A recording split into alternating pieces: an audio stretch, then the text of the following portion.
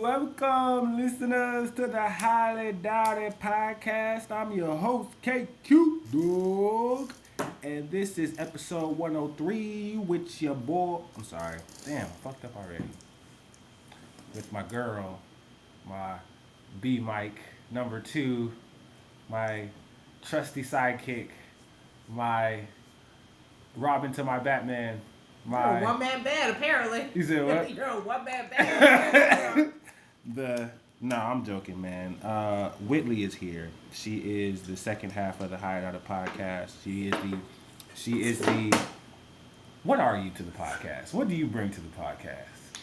I'm wibby. I bring wibbiness. She brings chaos. Wibby. She brings chaos to the podcast, which makes it a lot more entertaining for you listeners who like foolishness. Wibby. It's called wibbying. I'm making a noun for it. It's called wibbying. Wibby be wibbying. Okay.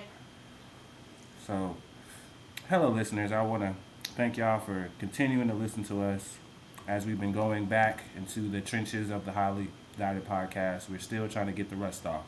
Shout out to Daryl for being on the last episode. Did you figure out what Oregon is? What? Do you know what Oregon brings to this country?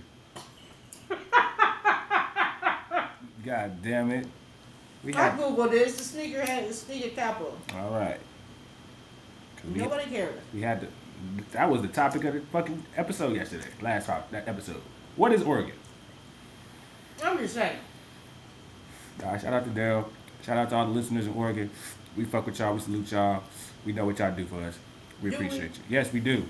Yes, we do. We know what they do. They real quiet about their statement. They don't, because it's already there. It's already there. Look at that Nike check. That Nike check. All them Nike checks. That Nike check. That's Oregon in us. That's Oregon in the house right there. Is it? It is. Phil Knight went to Oregon. He is the man who made Nike. He went to Oregon. That is why, when it comes to college football, the Oregon Ducks are one of the most fashionable teams in the NCAA association. I ain't look at them motherfuckers. They have a lot of colorways. They're very fashionable. You can look on them on your own time. But yes, shout out to Oregon. Anyways, we have a lot of topics. We have things to get into. I have some things I need to get into. Wonderful things, great things, funny things. Whitley has some things she want to get into. It's just a whole bunch of topics that we just love to have, ranging from sports, music, drama. What else?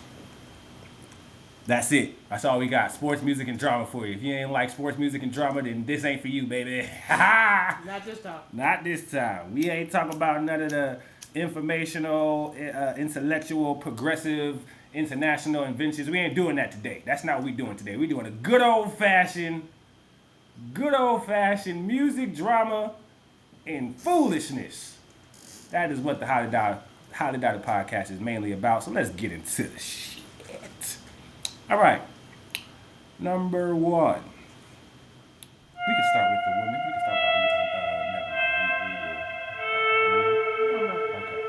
Never mind. We will start with Whitley. She has something she wants to get off her chest, or as she's feeling her stomach. It's funny we're talking about stomachs. Go ahead, Whitley. That's something funny that you're feeling your stomach. All right, I look back. I think this might be for a video. Okay. You can edit titties, but I need more context on this GloRilla being pregnant.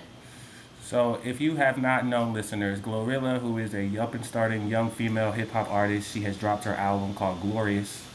And she looks glorious and beautiful, and the album is pretty damn bumping. Yeah, I've been fucking with that. Pretty damn bumping. We were supposed to talk about the last episode about the album, but we got into other things. But in this topic, we will talk about GloRilla, not so much of her music, but what she did on the goddamn gram.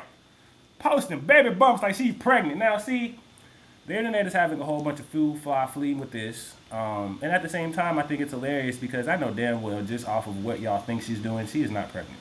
And I do believe, before you said that, Willie, I thought it was for a video as well. I believe it's for a video. Now, this is the part where I think it's weird. Why would you post the male figure or the male role in this video? If this is a video, why did you post with the man? Like he is the real, why did you post it like it's real by bringing the dude in? If this is for a video and you just felt like showing us some behind the scenes footage, that's cool. But don't patronize the internet. Not me, because I see through this shit. Don't patronize the internet and making them think that this is you are pregnant and this is a baby daddy. Don't do that.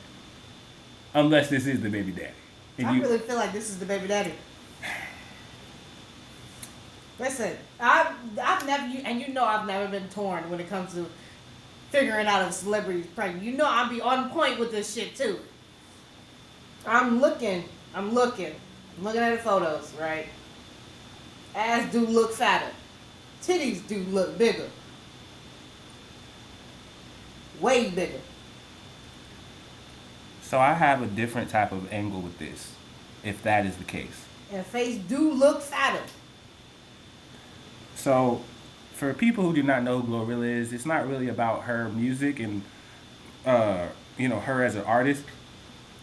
In her content, it's mostly about her work ethic. And this is where I'll say, if this, let's play this game. Let's play this game that this is true. She is pregnant and she is now showing the baby daddy and the family, and this is where she at in life. Let's play that game. Mm-hmm.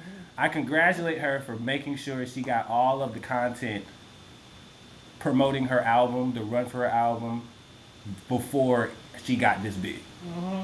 I will support her in her work ethic to know that she is able to be, have the proactive notion to put all this video content, you looking skinny, you doing your little dances, you might be having some features with other artists and your belly don't look nothing like that because you were, or maybe you was getting a little big, but you took care of the videos before it got too big. Now it's too big. Now you sitting and chilling, and all the content that you put out is now baby bump time. I support it. I think it's dope. That's the Sexy Red did.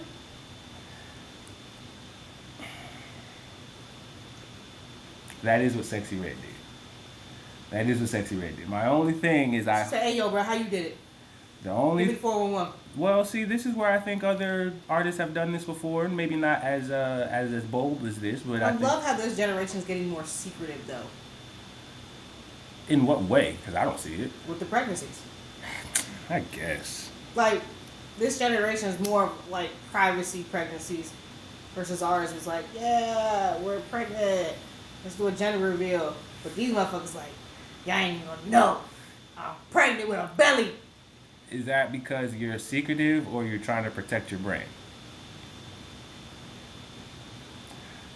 I wouldn't even, honestly, whoa, let me rephrase that because I was about to go down a dark hole just now.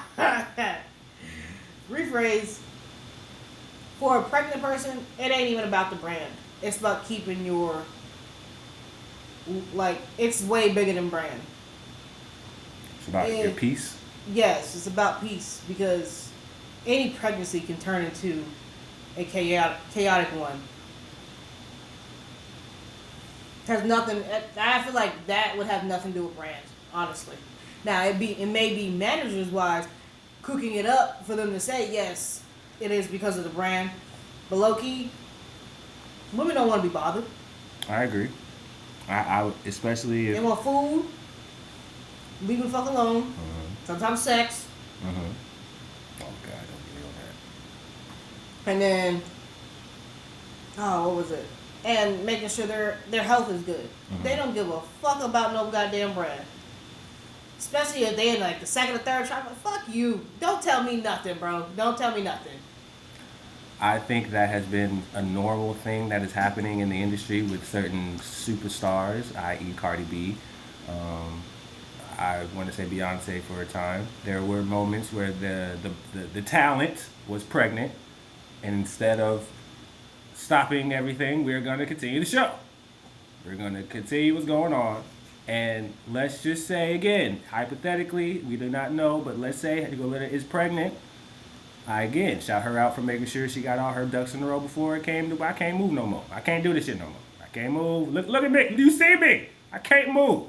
Can't do another. I can't twerk nowhere. Nothing. But see. Yo, people are like, ain't no nigga got you, huh? Oh, and see, I wasn't gonna get on like this. you lying on your album. See, this is where I don't like the naiveness of fans. Y'all really thought she was fuck nigga free? I spoke on this so long ago.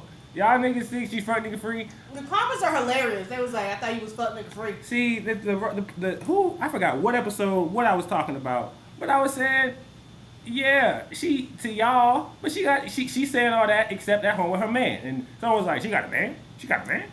Yeah, she got a man. Who she with? It don't matter who she with. It don't matter. We don't know that man. Like, we looking at that nigga, I don't know. It don't matter. I don't know that man. In the word of Juicy, it don't matter. Girl, it don't matter.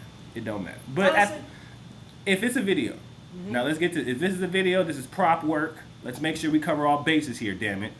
This is prop work. This is for a video. This video better be the best video on your album. You better get the most views. Because I have a thing with people pushing parts of a music video if that is the main video that you want people to have. If you have a bunch of videos, then I understand that this will be the first of many.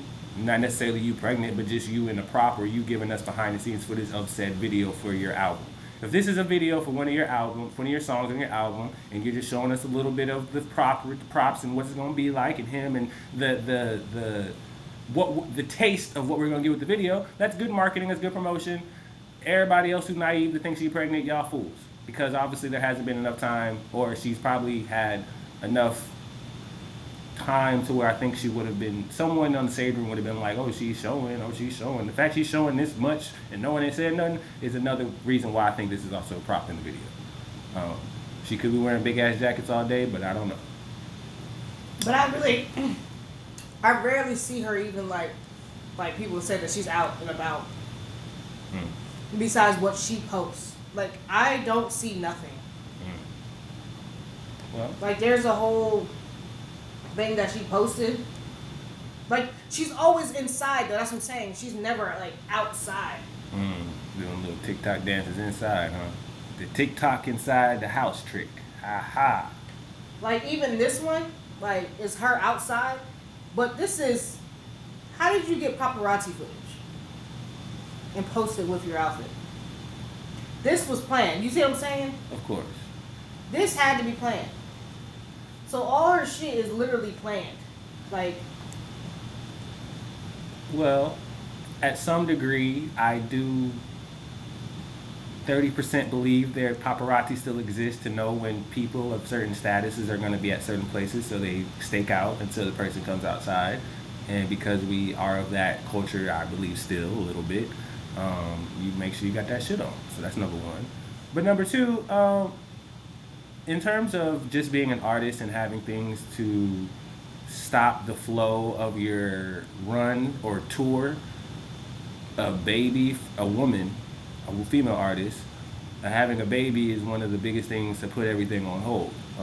I hope that moving forward, because the album just came out, after all this promotion and all this marketing, you go on tour. So I would hope that this is a prop, right? So she can keep on continuing what she's doing with the rest of her album and go on tour and keep on showing the people that she is a trickster with the pics and the Instagram. Yeah, with Instagram, with showing people that she's pregnant, she's not. Or she's really pregnant and she finna sit down for a minute. Hopefully. That's okay. Another weird thing is, this is my last thing. The only thing that's weird about all these posts, they're all at the beginning of October. Like, she posts a lot October 3rd all the way up. Before October 3rd, she had 3 pictures. She had 4. She had 4 and they weren't even of her. Do you believe that people hoard pictures and videos until they want to post it? Yeah. Okay, so that's what I'm saying. Okay. Like, it's literally a drop after drop in October. Since October 3rd is drop. There's no way you have that much. You see what I'm saying? Mm-hmm. So you could be pregnant because these four before October 3rd are not even her. This is the deep dive that Whitley does for these female artists. I love it. Nah, this is when they say they pregnant. I literally go down the deep end. Don't say you're pregnant. If you're pregnant, Whitley gonna find out if you're pregnant. Don't lie. I'm looking, yo. Don't lie, cause she gonna find out if you're pregnant. Don't do it. Yo, but Leah was fighting me down on that. We went through the trenches in the earlier episodes about Hallie. Hallie, boy, And, I was proving everybody. Yes, sir. That was a long good fight. I ain't gonna say we lost it. We won it. Well, she won it. I was like a motherfucker. I played that shit before she even said anything. She won it. She said it, and damn it happened. That's why you love the manifestation of this podcast. However, this is human design. GloRilla, I do believe that this is a prop. I do believe this is a video. I do not believe that she is pregnant to this degree. She got me stumped. I'm just gonna say. Then I know touring is going to be a different type of obstacle. Purely that, nothing about your family. Keep hopefully if it's real, hopefully build your family. Hopefully that was your man's and y'all live prosperous. But at the end of the day, you are an artist and this is showtime. So showtime is where you start getting on stage. So yeah, that with that GloRilla. Hopefully we'll see as time goes on, and we will revisit it so we can have our take on which one was fact and which one was fiction. We're gonna talk about the rock and roll Hall of Fame. Yes, a Tribe Called Quest inducted in the Rock and Roll Hall of Fame. It's actually introduced by Dave Chappelle. So that was a very great moment. I'm glad that they're able to get their due. RIP to Phife Dawg. He wasn't alive to see this moment, but I know he's looking down, smiling with Q-Tip taking the award along with the other members, and it was just a great moment for legendary groups of hip hop are finally getting their just due from the establishment that is the Rock and Roll Hall of Fame. Not necessarily they had to be inducted for them to be in the Hall of Fame in our hearts, but I mean in terms of getting that validation that I think all artists and groups want somewhere along their career when they make contributions that change the landscape of the genre. It is nice to get that recognition and get that flowers, especially when you're alive. So shout out to Tribe Called Quest, most definitely. There's definitely a lot more groups that I know are still waiting to get that induction, or groups and solo artists, but it's a Tribe Called Quest time. And again, RIP to Phife Dawg. So yeah, man, that's what's up. Shout out to them. Midnight Marauders was literally the album that I am married to. Shout out to my mother, because that was the album that I listened to all the time. I know that album front to back, word for word, song for song. Midnight Marauders, that's my favorite Tribe Called Quest album. Still hits today. Still today. To this day.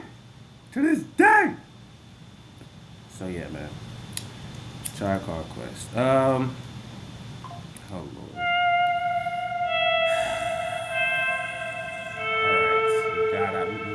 We've got the undercards out the way. Let's get to the main card.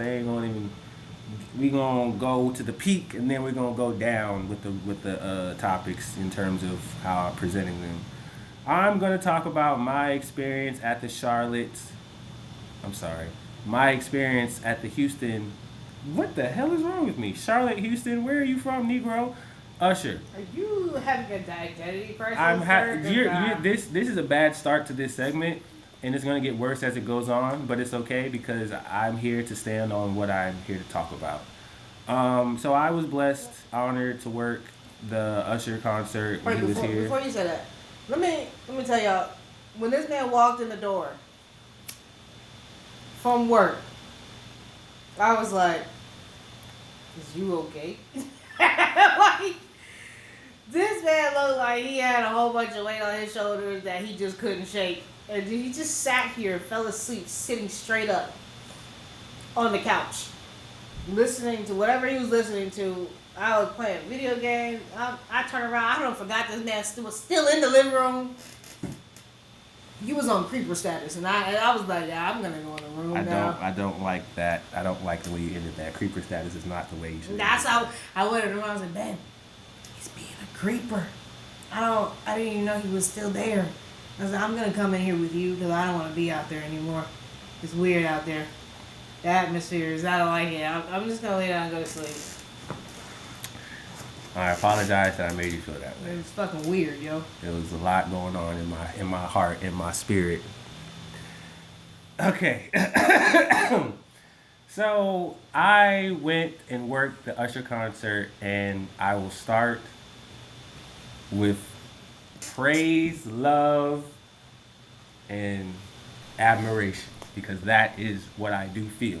There are two sides of this, and I want to make sure I get both sides their just due. So I will give you a lot of extra love and attention to the first side because there is extra attention to the second. Now, the concert was amazing. The concert was epic. I personally do not go to concerts. I haven't really been to any concerts under my own pretenses. I have been blessed to be to work the festival at Outside Lands to see Kendrick Lamar, to see Meg Thee Stallion, to see the Foo Fighters. These are just names that I listen to and I like their music, and I'm glad I was able to see them live and perform. I didn't pay a ticket.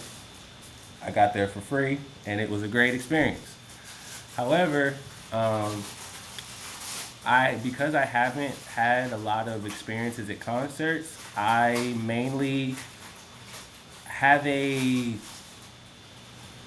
naive palate, I guess you could say. I've been blessed to be in the position to see the artists that I see, and the time that I see these artists, they're on legendary, iconic status. So Usher is one of them. So it was a great experience from 9 to 11. He rocked the show, skating, singing, not singing, letting the people sing to him. You know, it was just Usher all day. And On steroids. on crack, you know.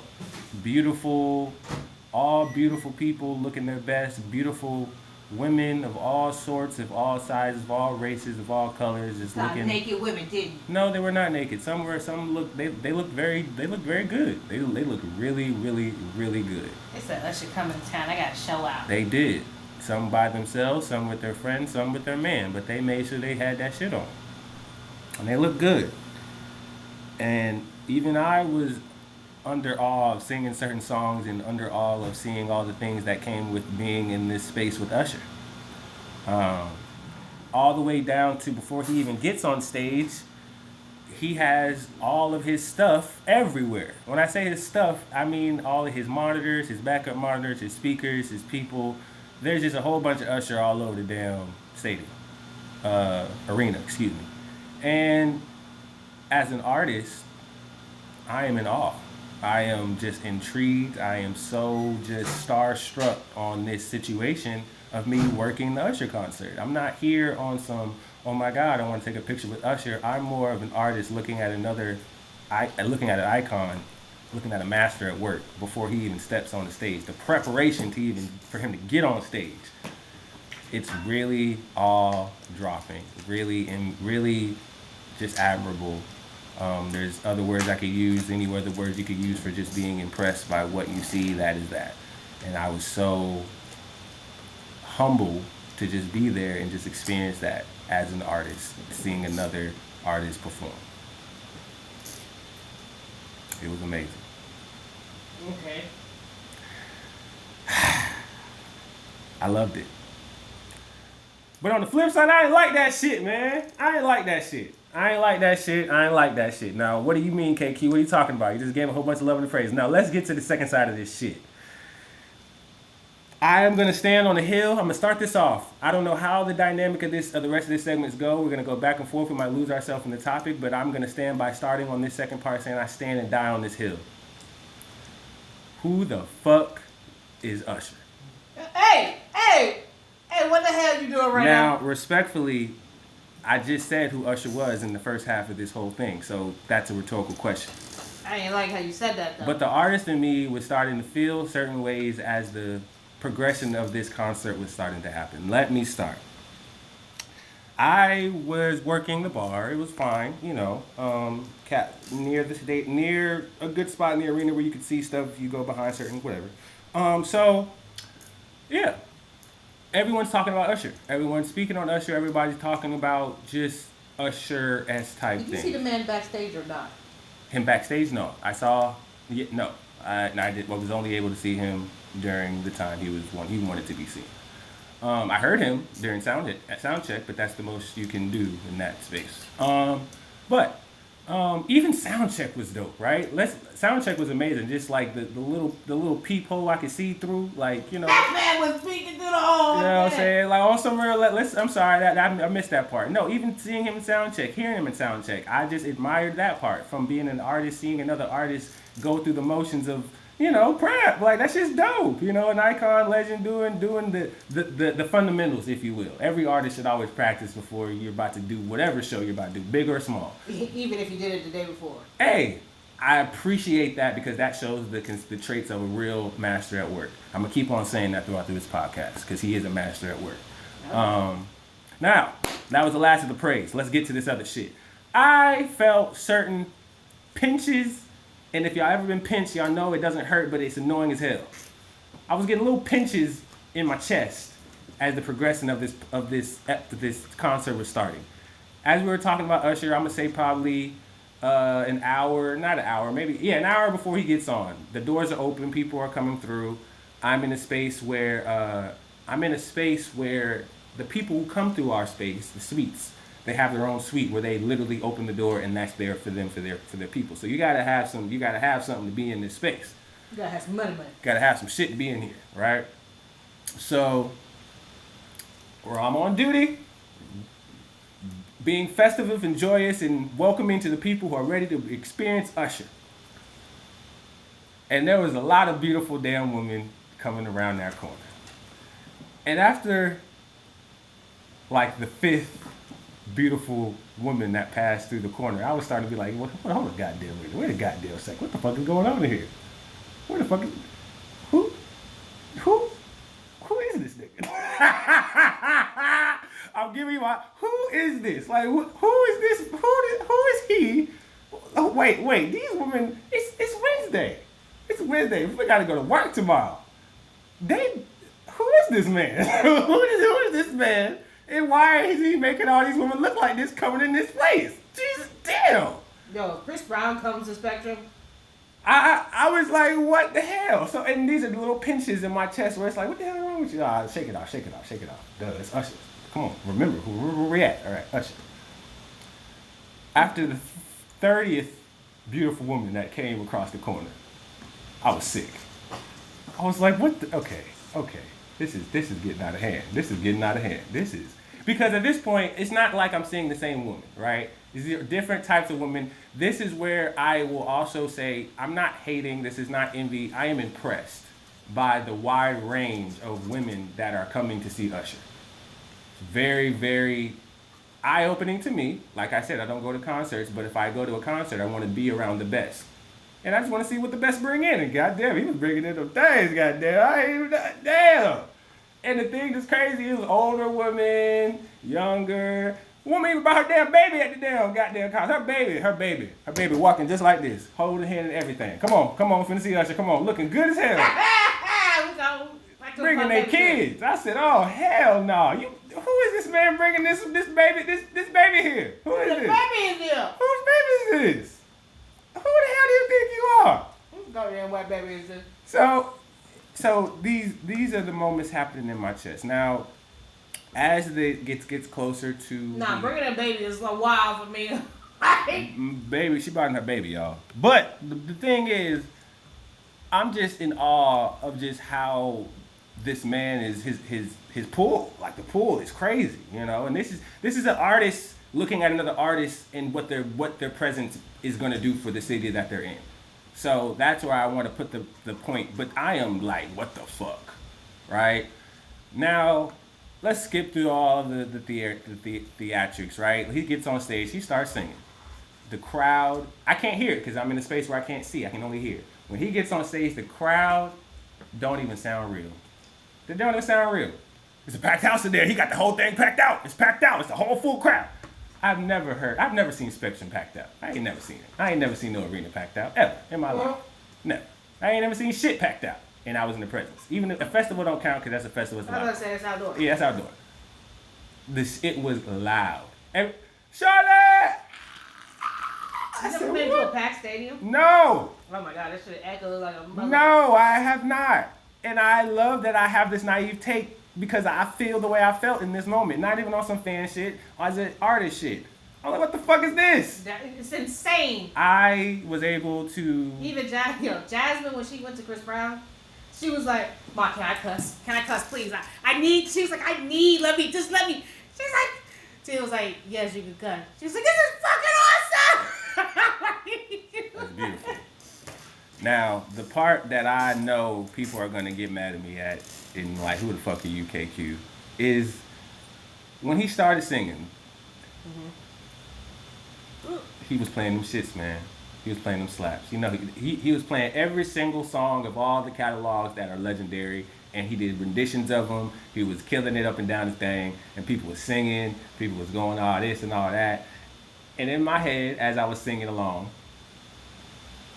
nigga, I can do that. I can do that. Like, what the hell? I can do that shit. That, right? And in my head, I'm like, all right, nigga, name me some songs right now that you have right now that you could do this. People are singing, the fucking chords come on, niggas, they go crazy. Give me some songs right now that you could bring these type of women out to do. And I was dumbfounded. I felt humbled watching Usher's concert. I felt sung watching Usher's concert. Why do you feel these ways, KQ? Because I felt like... Because I feel like as an upcoming artist who's able to be, or like again, honored, blessed to see how the show goes. It's more of like, this is what it takes to be a big dog. This is what it looks like when you a big dog. This is what it looks like when you him. And you ain't him. And I just had a real honest, I had to come to Jesus moment. I want to say something. I really want to say something. I had to come to Jesus moment. Can I? What? Say what you have to say. Can I speak now? Go ahead. You can speak anytime. It's your podcast. I just want to make sure you. I feel like you know what I'm about to say. I don't. Go ahead. Dale's job look a little better, don't it? Looking mighty nice and comfy and cozy in the corner. So I personally do not feel like I am talking crazy when I say that in a way, people are getting the notion that I'm comparing myself to Usher. No, I'm not saying that. I'm saying it humbled you to you doing that, but did that back burner also say that the other one is looking pretty nice?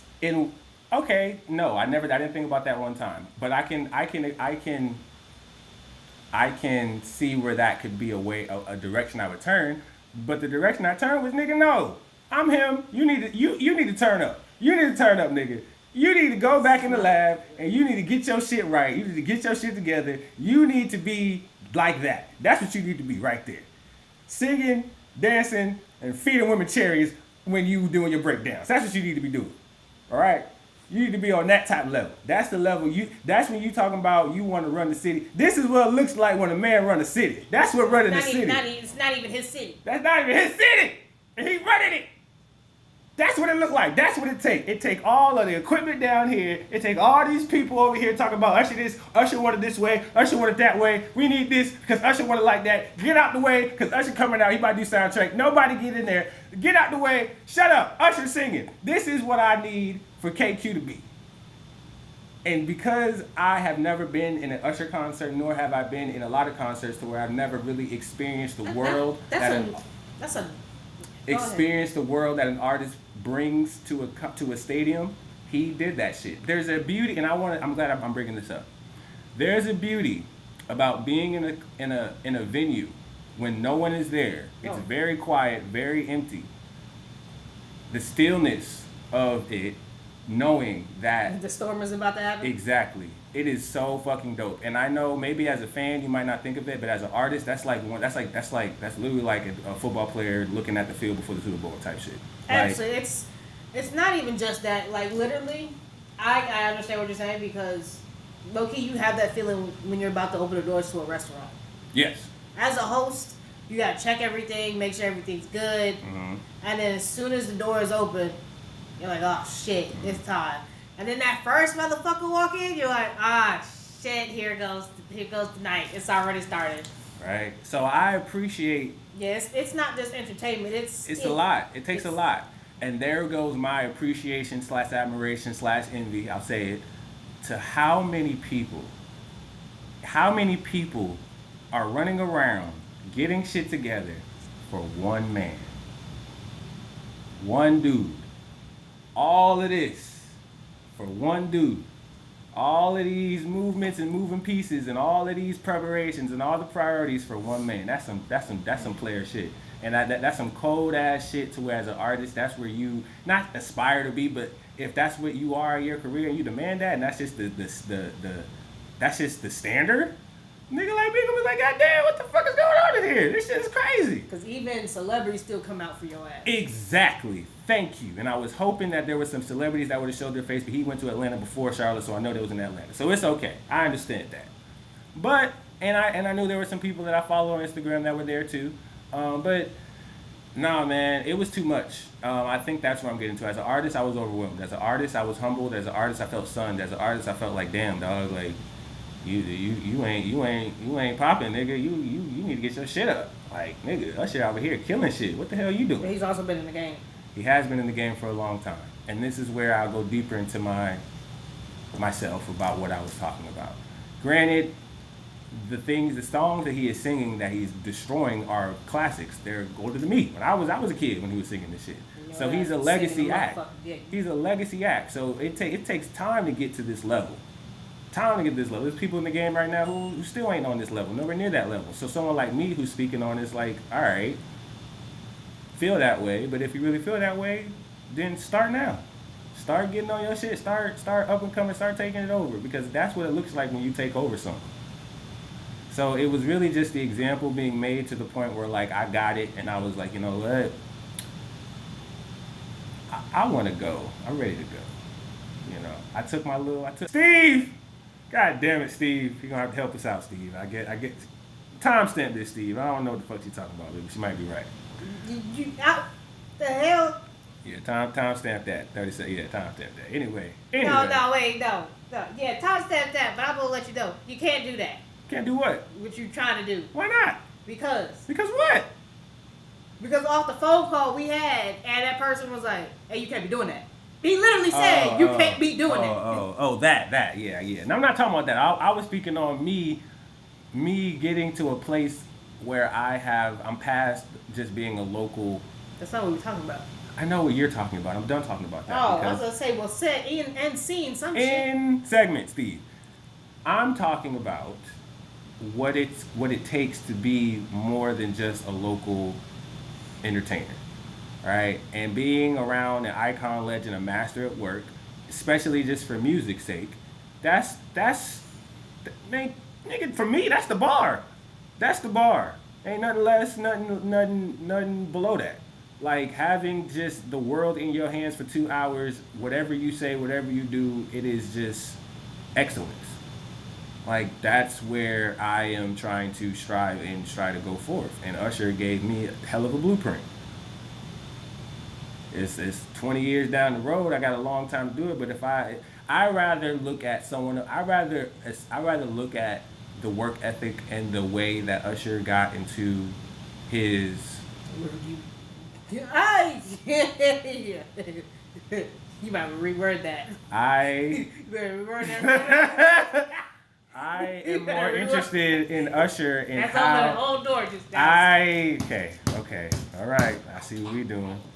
I aspire Usher's work ethic to where he's at a point in his career where his name just sells out at the mention of his name.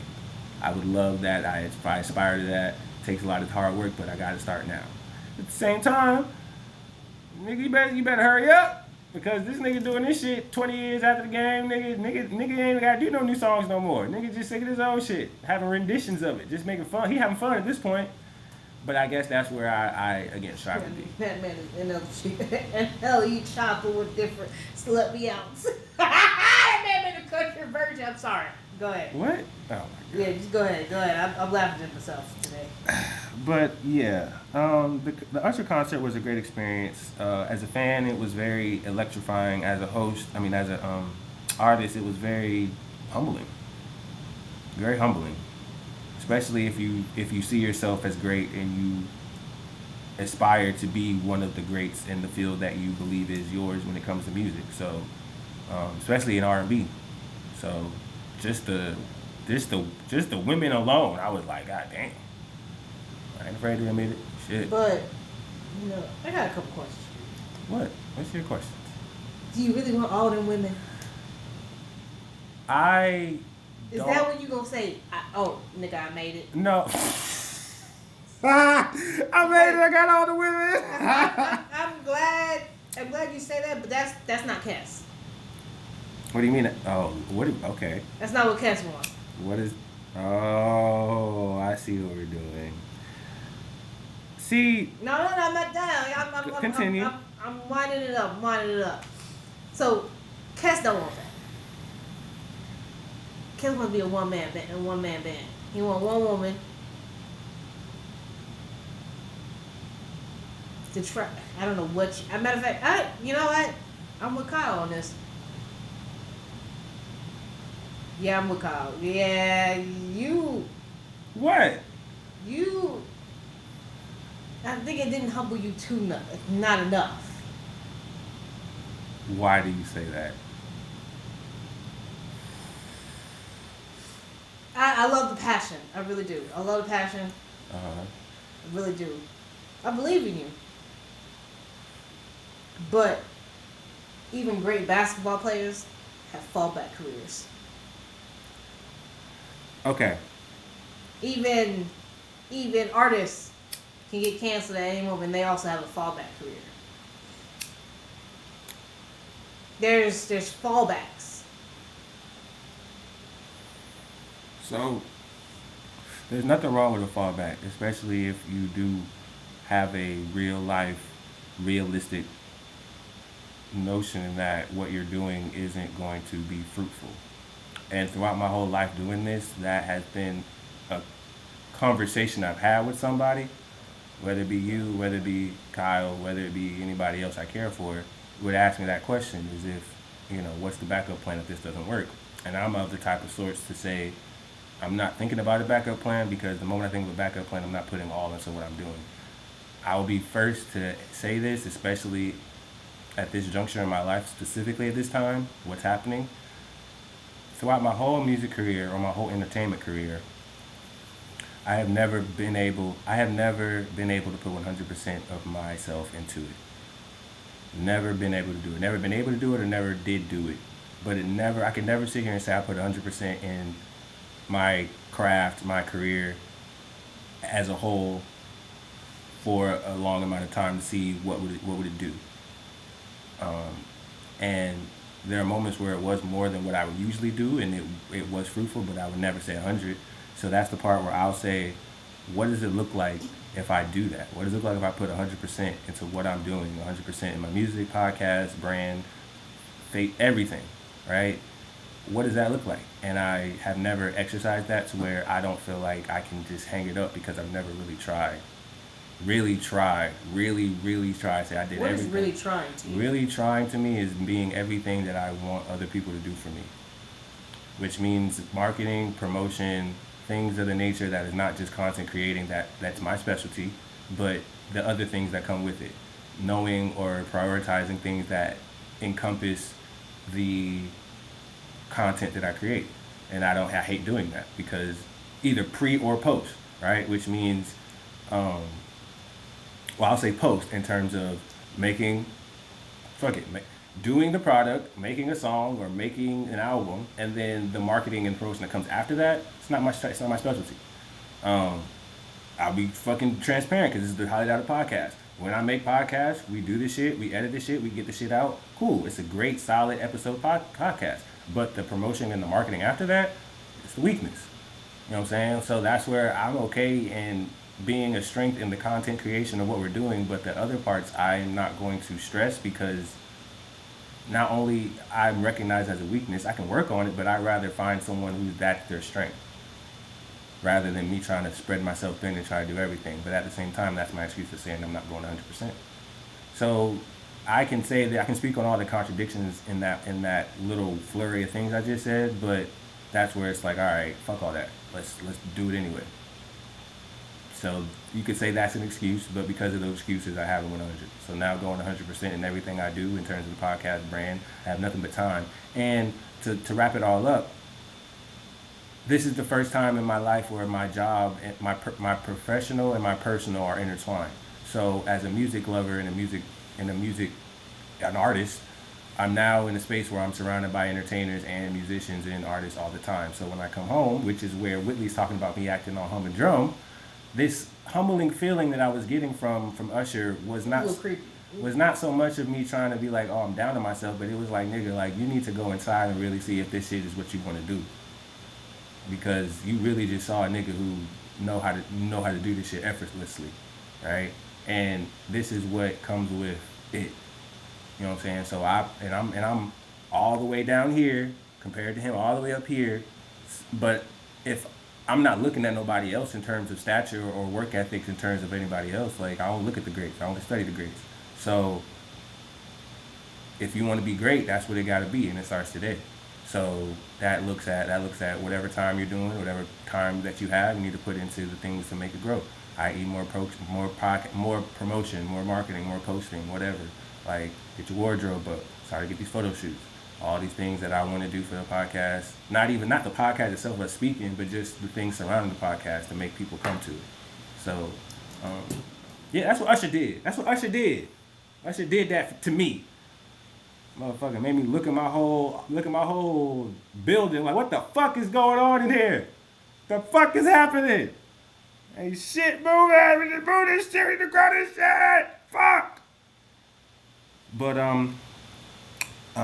yeah, that's how I feel about that. But I'm very thankful of the things that I've had. I'm very thankful of the things that I've built. I'm very thankful for you. Very thankful for everything I've built, to where me having this emotion, and I think I said this.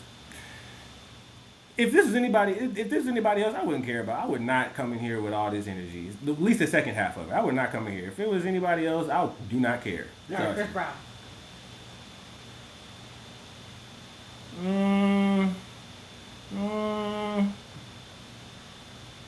Maybe. Yes. Okay, Chris Brown. Maybe two. It's the R&B niggas. R&B niggas. It's them R&B niggas. They would do it. It's them R&B niggas, man. That's and see, I just have to admit that. Them R&B niggas do something to you now. Now, I ain't saying I was intrigued. Like, I was like, God damn. Like, if I was a regular Joe Schmo corporate guy, and I was able. Wait. I forgot to ask one more question. What's up? How the fuck you call yourself rapper, a musician, and you ain't never really been to a concert? I have this complex to where I am only going to places where, like, it's gonna sound terrible. I don't care. I stay on these hills.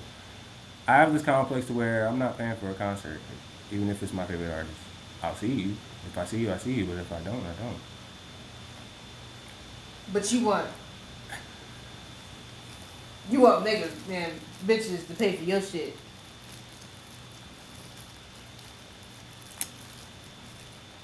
In my life, I have not. You can't be a fan then. You're not I am a fan. You're not a fan, bro. I am a fan. You're not a fan. Bro, I am a fan. You're not a fan. Why am I not? Okay. And maybe that might come off or might like a narcissistic fan. All right, let me. There's gotta be one motherfucker you would actually pay for. Just one. Just give me one.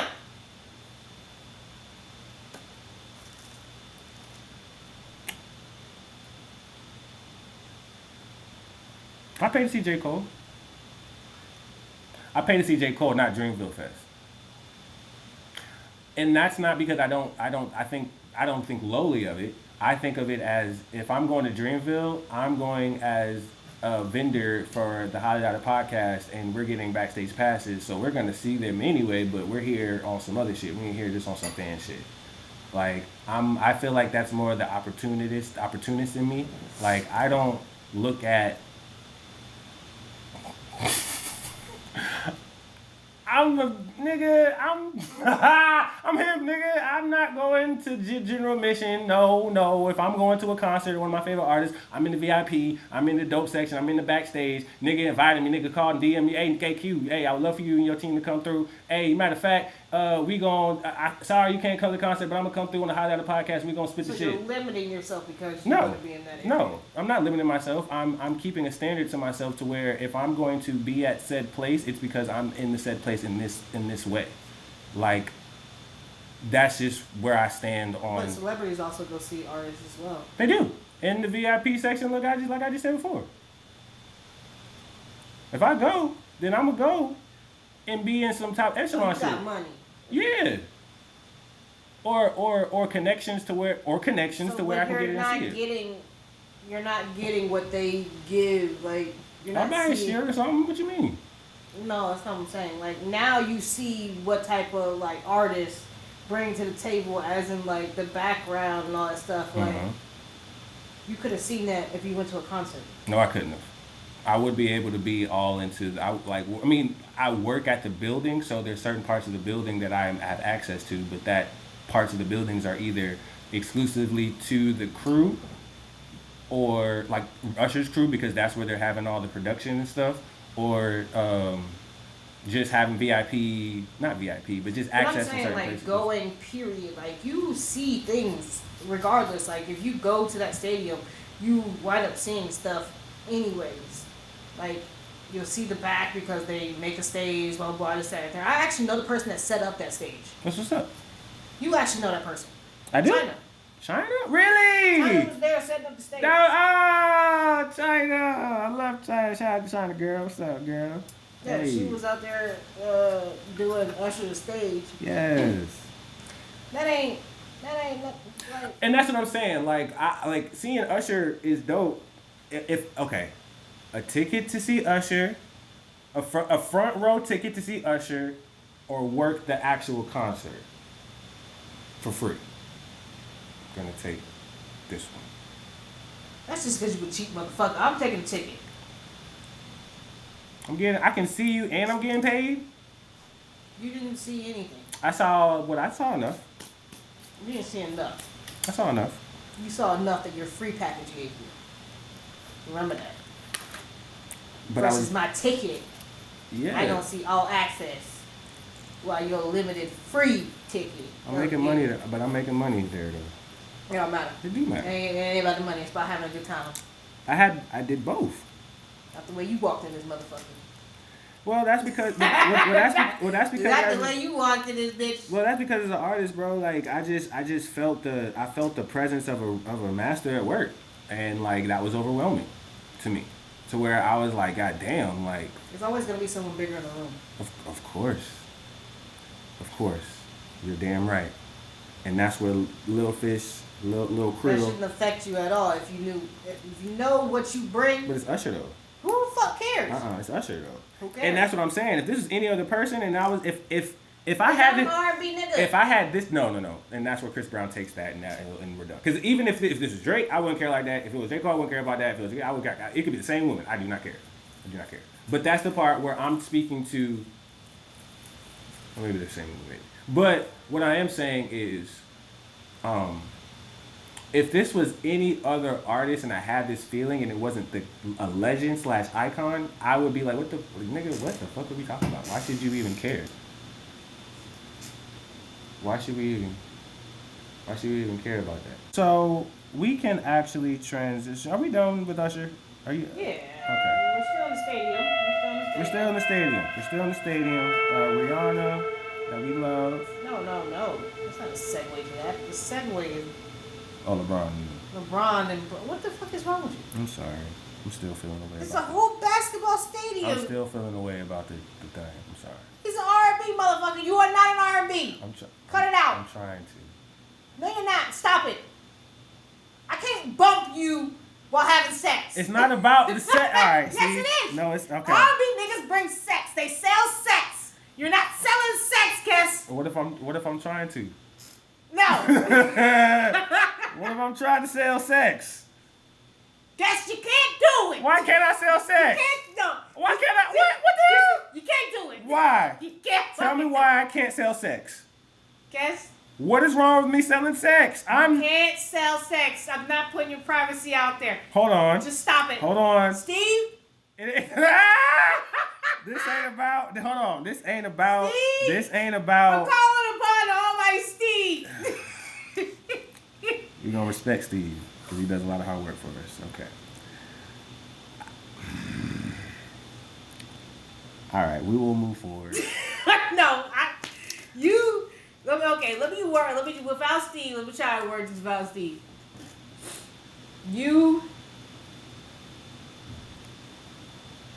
That ain't you, man. That's not you, man. That ain't me. That ain't you. I thought about this. No, don't think about it. No. I'm Are you slinging dick like they slinging? No, I'm not slinging dick. Then you are not an R&B nigga. But wait a minute. No. Wait a minute. No. You can't be an R&B nigga if you're not slinging. I understand the persona that comes with being an R&B artist. And I understand. You think you got that? I'll just say, you think you got that? You think you got that right now? You think you will ever have that? Whitley, I am going to look at you in your face and say, do I think I'm like that? Do you think someone can play your R&B music while having sex? Right now, with the music I have right now? No. Eventually. Oh, hell yeah. Oh, you're yes. fucking lying hell to yeah. yourself. You're lying. No, I'm not. You're fucking lying. I'm not. I'm You're dead lying ass. because you're not an R&B nigga. No. You're not an R&B. But see, you're not a singer. I wanted to know how you asked the question so I can be honest. You asked me in eventual time, do I believe that I can make songs that people can have sex to? Yes. No. I can. You can't. That is actually the whole point of me feeling a way about Usher because I am trying to make more music R&B. Stop. I told you not to do this. No. I told you when you started this route in this path to not make songs like this. Whitley, I don't understand why you want to limit me. I'm not limiting you. You're trying to put There's me in a so box. many other shit. You could go country, my nigga. Nigga, wow. You're trying to put me in a box like Sexy Red. That's crazy. You can just stay away from my genre, please. I done told you there's a criteria of certain shit. What is? I don't meet the criteria of an R&B No, you nigga. don't, bro. You don't. What is the criteria of an R&B nigga? I want to know. One, you got the. You know what, Steve, take this one out. Take the first one out. So when they hear it, everybody gonna miss the one. Okay. Go ahead. One. All right. Two. You're not slinging, bro. You're not slinging it. You're not slinging it like you're supposed to. You're right. And Three, you ain't out in these fucking clubs experiencing shit. What you got to talk about? What you got to talk about? And you ain't never gonna have that experience. Whoa. So you can't never say you can talk about this shit. And I swear to God, if you ever get famous and you go, how do you feel about this song? That song is a lie. Don't believe it. That motherfucker says. See, this is where we get. I will be that truthful ass friend in your corner. He like they'll be interviewing you the fuck out, and I'll be don't listen to that man lie. How did you get your inspiration for this? He don't know. He don't fucking know, bro. He watched the movie. That's it. He watched the movie. He watched the movie. He watched the movie. That's fucking crazy. And felt inspired. That's it. That's fucking all he did. We was sitting there in the living room watching a movie. And that's how this fucking song came about. It was from The Quiet Place. Oh shit, nigga. And he was like, you know what? I'm gonna try to make a bitch quiet. Cause you know the scene where she's giving birth and all that shit. How the fuck did they have sex? He said this. I remember him saying this on the couch. He said, how did they have sex? She must have been one quiet motherfucker. Oh yes. So he made a song. See. About snuffing your screams in a pillow. Wow. So these monsters around us can't touch us. See, they go first right there. I could be an R&B motherfucker. You cannot. See, I don't understand why. Just because Whitley knows me for a long time, she knows my life to where I tell her a lot of things to where she gets a good understanding. But this is the part where I have to intervene. No, KQ is not the different nigga, bro. He's not. No. I wasn't going to even say No, all don't that. give me that bullshit about the W. I'm bipolar. I got different issues. What I'm saying You, is, by sir. what I'm saying is, you've never seen me outside. I've only told you stories. I don't need to see you outside. I'm not saying you need to. I can guess what you about to say before you even say it in your stories. But I'm telling you that they're still stories. Do I not tell you stories of women who push on to me and how it goes? Even as corny as I might sound. I think you be gaslighting your ass. What do you mean? You be gaslighting yourself. What do you mean gaslighting? Some of these stories sound like you delusional. In what way? Maybe you have to be an R&B to be delusional. I feel like to be a legend, to be great, to be an icon, to be something of a higher status when you're not there at that point in time. Some people are gonna think you are delusional because they're looking at you where you're sitting in right now. But if the person who really believes that knows they're not delusional and they believe that, then I believe that they're right. You believe Chris Brown is an alien? I don't know anything about that. Chris Brown said, "I'm an alien." He believes he's an alien, spiritual something. I don't know nothing about Chris Brown being an alien. If that's how he identifies in this world, that people can identify in different ways, then shout out to him. Please don't do that either. What I'm saying is I believe I am great. I believe that I'm a talented artist. I didn't say you wasn't. Let me finish.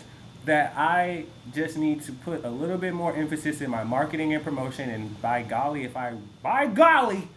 if I stay consistent with the podcast like we have been, and we continue to go outside and do things, I go outside and do things, this shit's gonna get noticed, and we gonna get some sponsorships, and we gonna be in a building, and we gonna be a bigger building, and we gonna be visual, like we will visual before that even happens. Just wait on it. That nigga, we gonna be down. Like, and I've said this to where it's like, yo, it's not even me saying it. Whitley has a bigger. Fuck it. When it comes to this podcast, Whitley got more listeners than me. What? I don't even know what that means. What? I just said that there's no other way to explain that. You have more listeners. You have more fans. You have more people that would listen to you. I don't like the way you're talking about yourself right now. What do you mean? I'm hyping you up. No, I don't like the way you're hyping yourself down, though. What do you mean? I hype you down when it comes to this R&B shit. No, I don't deflect. I'm not. I'm him. This is why the podcast and I am not her. Okay. Yes, you are. No, I'm not. Yes, you are. No, I'm not. This is the problem. Just humble old me. You're I'm not. not trying to be. The last episode, shut the hell up. Because episode 2 says otherwise. What episode 2? What does that Episode mean? 102. You know what the hell I meant. What'd I do? You I know was what drunk. I was drunk. See, and that's That was where- Whitney. No more alcohol for this one, baby. Yeah, I gotta get some more of that shit. I ran out already. Lord have mercy. That bitch yesterday. But, yeah, bro. This podcast is definitely, I've been saying it like I've always been saying it. Shout out to the new listeners who hear me saying it for the first time. Yeah, bro, this podcast is going to be the best fucking podcast in the city. And after the city, it's going to be the state. After the state, it's going to be the goddamn world. What the hell? Ain't nothing less. Ain't nothing going to happen after that. And after that, people are going to fuck with this podcast so much that we're going to now branch our other things. Me, my music, you, your video games. And yeah, we're going to be brands. Like, I feel like that's not delusion. I feel like it would be delusional if I was saying all this and there wasn't a podcast at all. We talking about episode 103. We talking about niggas having episodes in the content. Fuck the followers right now. Shout out to the loyal fans and the loyal listeners, but that shit gonna grow anyway. Shit gonna grow. To a point where niggas come to Charlotte and they want to be on the Hot Data podcast because they want to shoot the shits with us. Because we're him and her. We're them. I ain't her. Really? Anyways. Don't do that. I'm just saying. Anyway. Let's get back to LeBron James I was about to say, and Bronny can we James.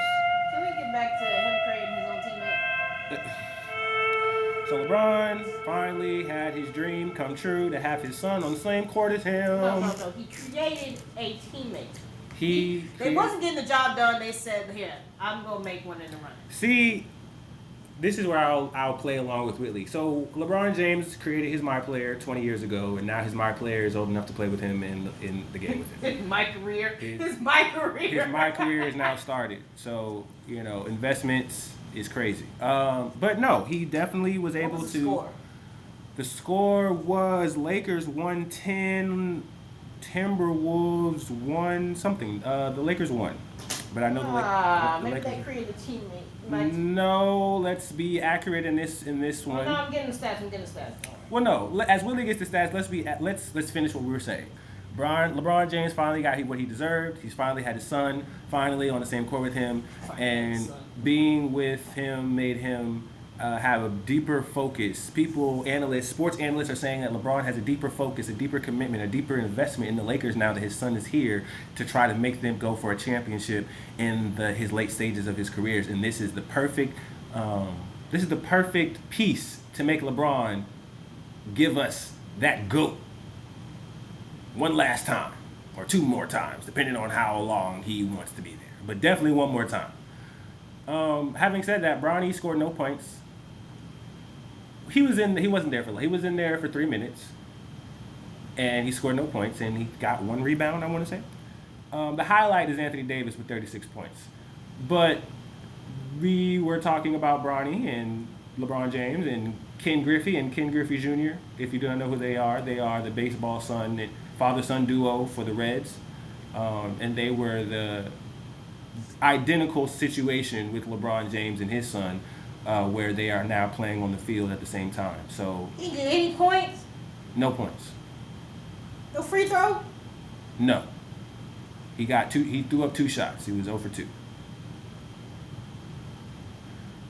So this is the conversation that people are not really trying to have. But I feel like Whitley's facial expressions, once you start seeing her face when I said what I said, you'll start to understand what we do here. And we get to the shit that people ain't going to talk about in detail. So Whitley, yes, hearing that, what do you feel about Bronny? Do you feel like he is making his name known as an NBA player into the league? You are disgracing my last name, you motherfucker. That's what you're disgracing. The fact that they put James Jr. on the back made me laugh even further. James Jr.? James Jr. You can't even be a regular just James. They had to put James Jr. on the back of your jersey. I would be so fucking embarrassed. Why would you be embarrassed? I'm like, at least put Bronny or something. Don't put my last name, please. They put James Jr. on the back of that man's jersey. Fuck out of here. That ain't coming to this league. As soon as they tell me what's going to be on the back of my jersey, I'm leaving. Fuck out of here. So they said that LeBron James posted 25 points, 6 rebounds, 9 assists, and 4 steals in his first game against the Kings in 2000. And then, your son only played for 3 fucking minutes. You should be ashamed of yourself. The notion was them being on the court together. Who the fuck cares? You know what you sound like, Whitley? I sound like a Laker fan that's trying to figure out why the fuck he was on my goddamn team in the first place. Whitley? That's exactly what you sound. Well, Whitley, Why the fuck did you allow this man on my goddamn team? If he's not contributing, because you want to make fucking history. You take up a good spot that another player could have had that's actually gonna give us points. LeBron James is your star player. So you do everything you can to satisfy your star player. I don't give a fuck. You can be replaced as well. With another nigga that can give me 25 points. I can have 2 new niggas that will both give me points. Rather than this one motherfucker that's gonna give me 25 points. You lucky we won. Oh, if they didn't win, you don't fucking put your son on this goddamn. Don't put your son on here if y'all lose it. I swear to God. Well, see, here's the problem here. Don't do it. You are now not. that you made history and your son is now on the stage, don't bring his ass back out here. Don't bring his ass back out here. Don't bring him back out here. Don't. I see your face. Don't bring him back out here. You made history already. How much money is Bronny getting paid for? He's getting paid $4 million. $4 million. You better sit that $4 million ass on that goddamn seat and don't fucking touch nothing. Don't break nothing. Because obviously we don't need you. This was a gimmick, a laugh, something to entertain a fucking star. And I love LeBron. I love him to death. I'm a LeBron fan. But this shenanigans is stupid. You let them pay $4 million. Bruh, LeBron is out there laughing.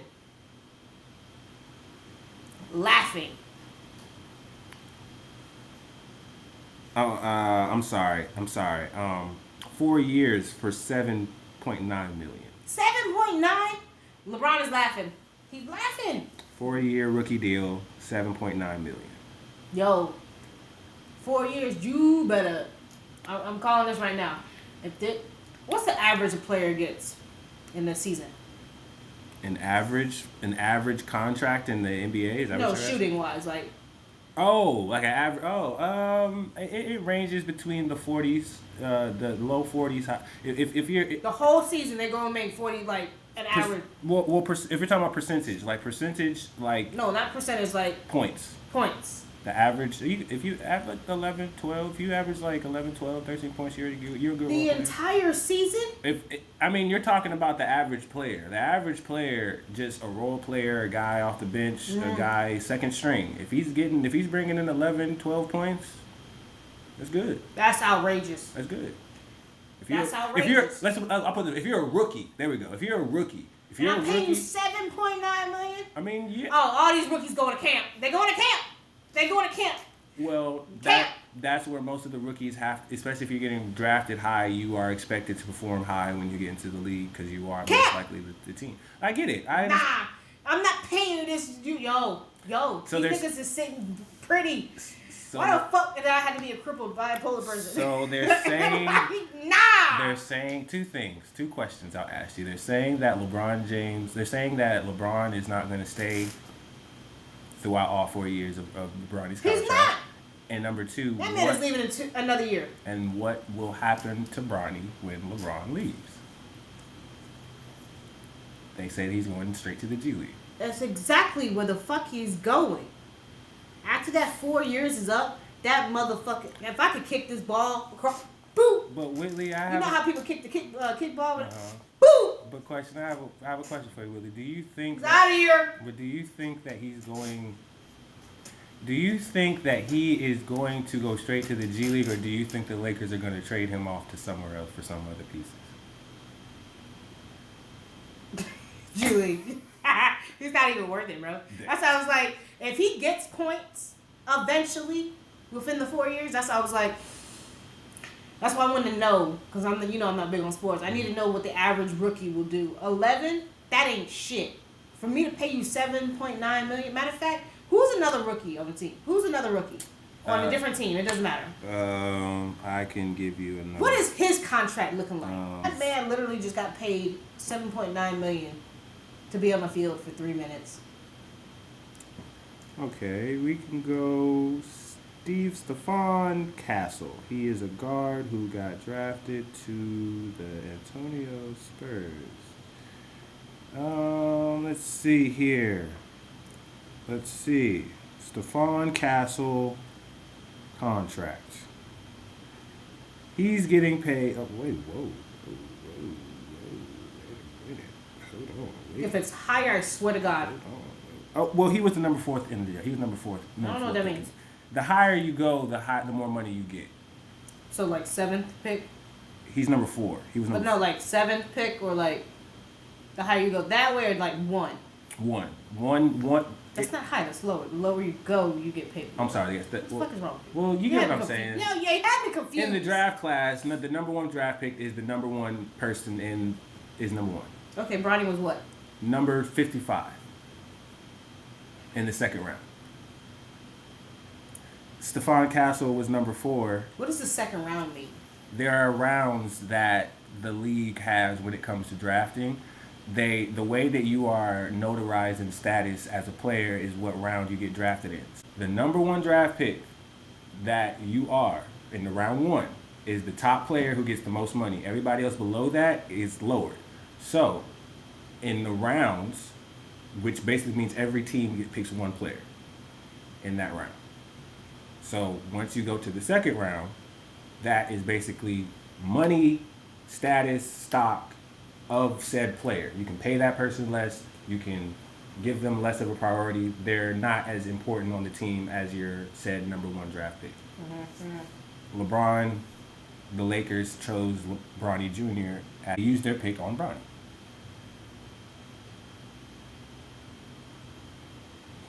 Okay, what? How much does he get paid? Stephon Castle signed a 2 to 4 deal, $41 million contract with the San Antonio Spurs. 41 million for 4 years, basically. Number four. Guess why the fuck are you short? Like, why you can't be a basketball player? You wanna be a rapper?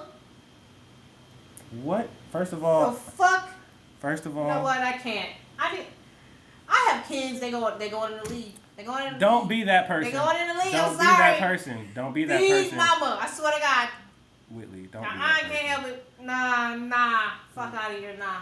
So It'd be easy for that nigga to get on fucking goddamn get on the draft. Then it will be a goddamn rapper.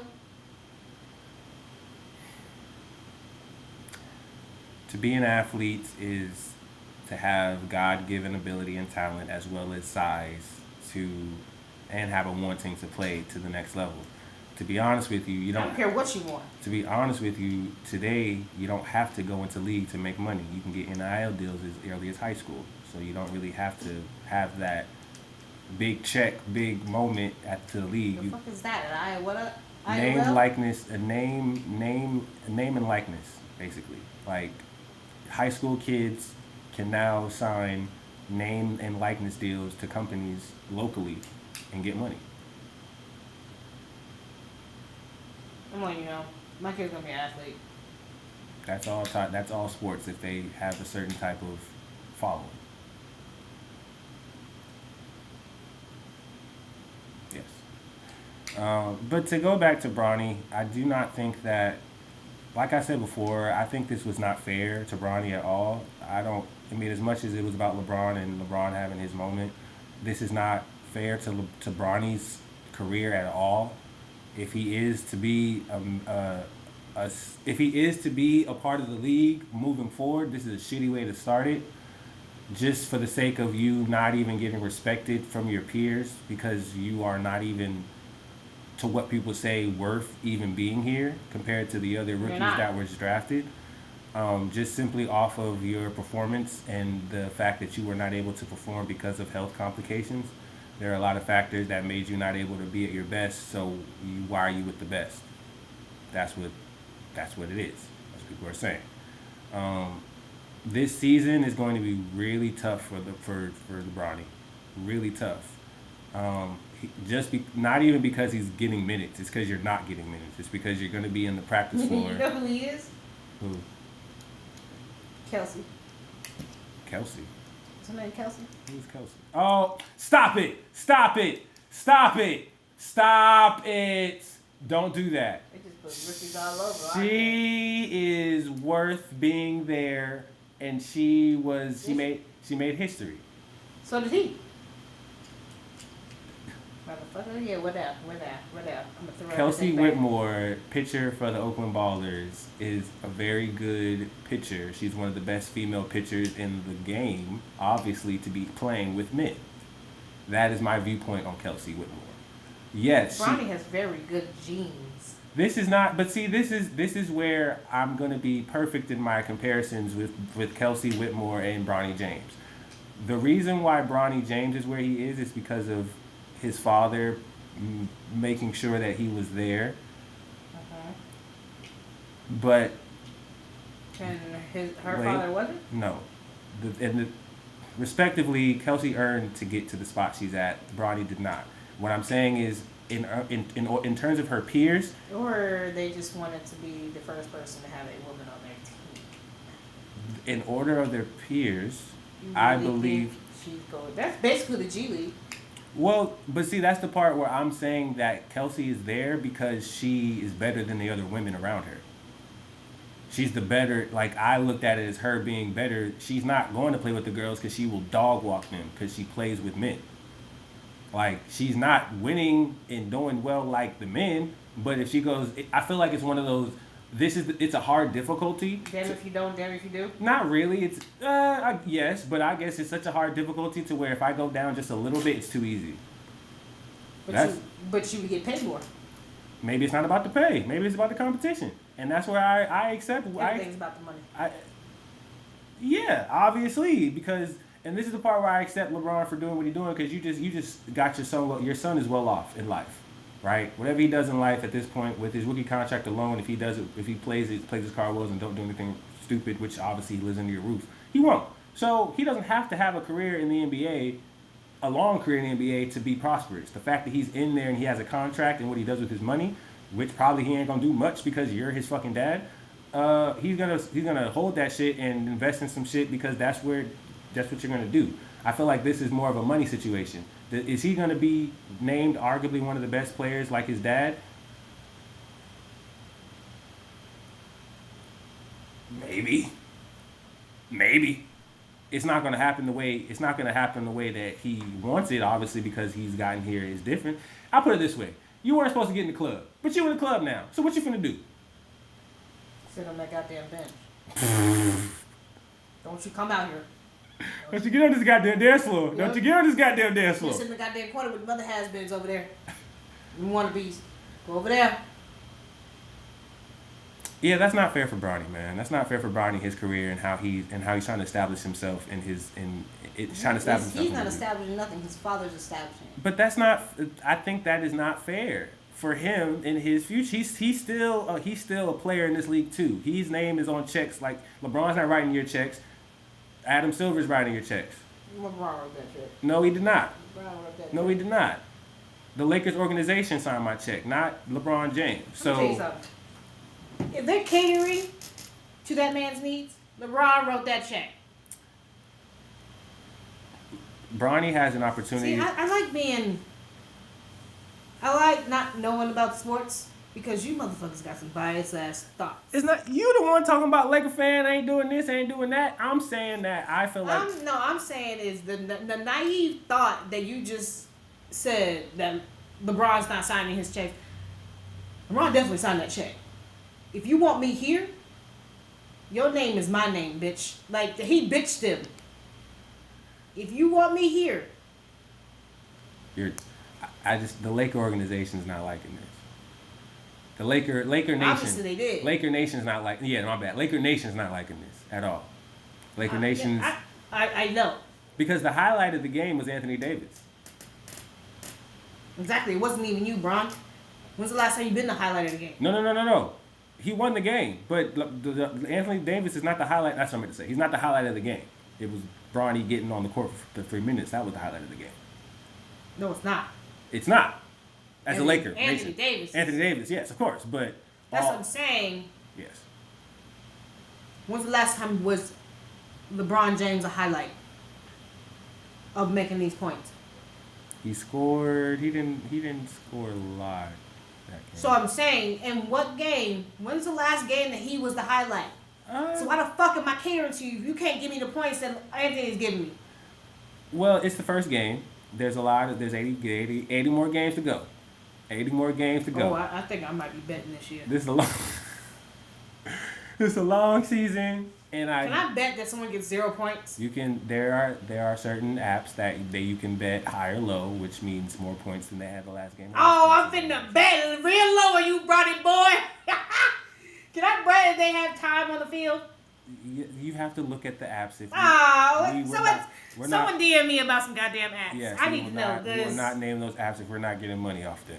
Someone DM me because there are podcasts who get sponsored by them, and we are not one of them. I need to be betting on Bronny. I'm letting you know right now. This is terrible. That man ain't making more than 5. If he do, woo woo. I'm betting on Bronny now. What, boy, Jesus? We will see how the rest of the basketball season goes. I know the highlight will be Bronny and what he does. I'm a bet. I'm letting you know right now. What he doesn't do for the Lakers. I think these interviews are going to be really interesting for the Lakers this year in terms of not even them losing, but why they lost and what is the status of Bronny. Because if Bronny is not, it's a damned if you do, damned if you don't situation. If they're losing, and like as in record, if they have a bad record. How close have they been to the championship? They have been to the final. They have been to the playoffs for the last 2 years, but they have been bumped out by the Nuggets. Every time. Every time. This is what round is that? Okay, we're gonna find this. Let's see now. We're not talking about that. So as of last year, they lost to the Nuggets in the first round. They lost 1-4. They lost 4-1. And then the year before that, they lost to Denver again in the conference finals. But yes, they have been to the playoffs twice. They've lost to the Denver Nuggets twice. If I was a Laker, I would definitely try to draft someone to. I don't even know why I would even cater to you if you can't even get me close to the second, to the finals. Well, this is the situation that they have. It's not necessarily them getting to the playoffs. It's the Nuggets. The Nuggets is a badass team. I mean that in a good way. They bad. They My good. team is the Golden State Warriors. I don't care what you say. The Golden State Warriors have been dismantled. If you do not know, you probably don't. This is news I know you're gonna have to hear now because you don't know what I'm talking about. Klay Thompson no longer is with the Warriors. He's left us. He left last year. He's with the Mavericks now. He's with Luka. How many points was he giving us a game? 25. How many points is Kyrie doing? Well, you're asking for a lot of stats right now. To answer your question, Klay Thompson averaged. Wherever Curry go, I'm there. Curry stays in Golden State. Klay Thompson was the number 2 to Steph's number 1, who brought the other half chunk of the points to Golden State. He has now went to the Denver Nuggets. Why did he move? Sorry, he did not go to the Denver Nuggets. I don't know why he moved. I guess it was his time for him to make better decisions. But now he is with Dallas. People thought he was going to go to the Lakers. But he's with Dallas, but that's even worse because now he's with Kyrie Irving and Luka Doncic. 2 players that are very, very, very dominant, and Klay Thompson with them only makes them that more dangerous. And they're in the West, so he will have to face Golden State 4 times a year. The Warriors are not looking too good because they are not getting any replacement star power for the stars they're losing. But we will see. It will be a very interesting. It'll be a very interesting year. I'm so excited to see how the basketball season will happen, especially for those teams that we just spoke about. I'm pretty good now. I don't have anything else. Like I said before, this is music, sports, and drama. That was what it was about, and that's what we did. And I'm so happy that we got it through and through. We no longer say boys in the back. That's my man Steve. So Steve is always here with us, making sure we have our shit sound good, precise, crisp, and make sure. Steve likes to hold our secrets as well. Yes. So we will also make sure that Steve gets a nice bonus when we start making money in this podcast. I ain't paying Steve shit. Don't do that. But again, he ain't gonna air out my shit. No, he won't. He's a gentleman. Exactly. He's a gentleman. I can say some foul shit right now. Can we not do that? I'm just saying. We accept Steve for being a great part of the podcast, so he cannot have us. He just got hired. So he doesn't. You know, the first people to go is the ones that just get hired. Don't do that. I'm just saying. Don't do that. Steve. We appreciate you. Fuck off. This is the Highly Doubted Podcast. This is episode 103. I'm your host, KQ Dog. Bye. And we out. Bye.